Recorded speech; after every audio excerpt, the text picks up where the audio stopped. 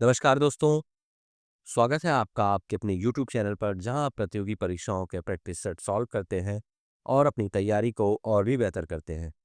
तो शुरू करते हैं आज का पहला प्रश्न है, एक देश एक चुनाव के लिए सिफारिशें देने वाली समिति की अध्यक्षता किसने की है?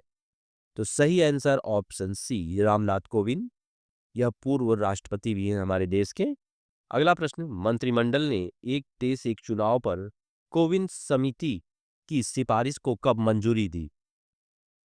तो सही आंसर ऑप्शन बी 18 सितंबर 2024।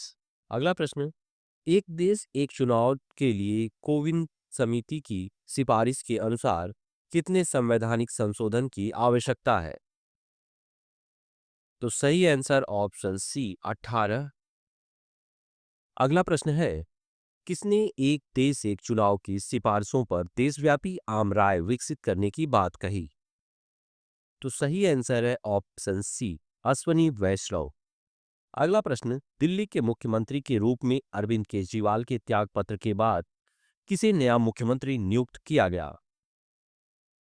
सही answer option B Atishi Marlena. अगला प्रश्न है, अरविंद केजरीवाल को किस मामले में गिरफ्तार किया गया था? तो सही आंसर ऑप्शन डी आबकारी घोटाला।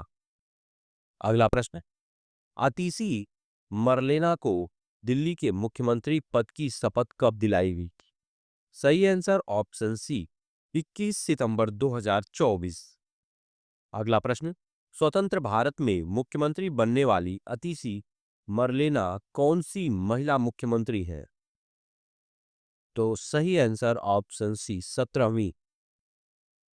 अगला प्रश्न, आईएनएस अरिहंत को भारतीय नौसेना में कब शामिल किया गया? तो सही आंसर ऑप्शन बी 29 अगस्त 2024। अगला प्रश्न, आईएनएस अरिहंत की अधिकतम पानी के अंदर गति कितनी है?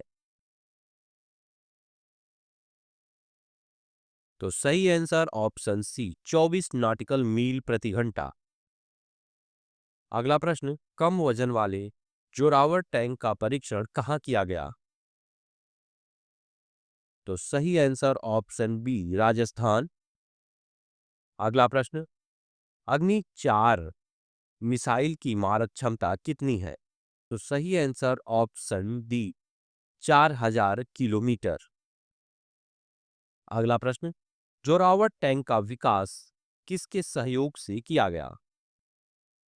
सही आंसर ऑप्शन सी L&T के द्वारा। अगला प्रश्न, देश के 23वें विधि आयोग का कार्यकाल कब से कब तक है? सही आंसर ऑप्शन बी 1 सितंबर 2024 से 31 अगस्त 2027 तक। अगला प्रश्न, 22वें विधि आयोग का कार्यकाल मूल रूप से कब समाप्त होना था? तो सही आंसर ऑप्शन ए फरवरी 2023। अगला प्रश्न, 23वें विधि आयोग के गठन की अधिसूचना कब जारी की गई? सही आंसर ऑप्शन सी 2 सितंबर 2024। अगला प्रश्न, अंडमान और निकोबार द्वीप समूह की राजधानी का नाम बदलकर क्या रखा गया है? सही answer option A Shri Vijayapuram. अगला प्रश्न, अंडमान और निकोबार द्वीप समूह की राजधानी का नाम बदलने का निर्णय किसने लिया? सही आंसर ऑप्शन सी केंद्रीय गृह मंत्री अमित शाह। अगला प्रश्न, पोर्ट ब्लेयर का नाम बदलकर श्री विजयपुरम क्यों रखा गया है?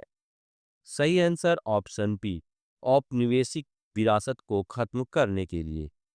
अगला प्रश्न, किस भारतीय स्वतंत्रता सेनानी ने अंडमान द्वीप पर तिरंगा फहराया था? तो सही answer option C Netaji Subhash Chandra Bose. अगला प्रश्न, पोर्ट ब्लेयर का नाम पहले किस ब्रिटिश अधिकारी के नाम पर रखा गया था? सही answer option C captain Archibald Blair. अगला प्रश्न, ब्रिटेन की कौन सी यूनिवर्सिटी भारत में गुरुग्राम में अपना कैंपस खोलने जा रही है? Option C Southampton university. अगला प्रश्न, साउथहैम्पटन यूनिवर्सिटी का भारत में पहला कैंपस कहां पर स्थापित होगा? तो सही आंसर ऑप्शन बी गुरुग्राम। अगला प्रश्न, साउथहैम्पटन यूनिवर्सिटी ने भारत में कैंपस स्थापित करने की घोषणा कब की थी? तो सही आंसर ऑप्शन बी 29 अगस्त 2024। अगला प्रश्न, कौन से शिक्षा मंत्री ने साउथहैम्पटन यूनिवर्सिटी के भारत में कैंपस खोलने को शिक्षा के अंतर्राष्ट्रीयकरण की दिशा में महत्वपूर्ण कदम बताया? तो सही answer option A Dharmendra Pradhan. अगला प्रश्न, साउथहैम्पटन यूनिवर्सिटी के भारत में गुरुग्राम स्थित कैंपस में किस वर्ष से कोर्स शुरू होने की संभावना है? तो सही आंसर ऑप्शन बी 2025।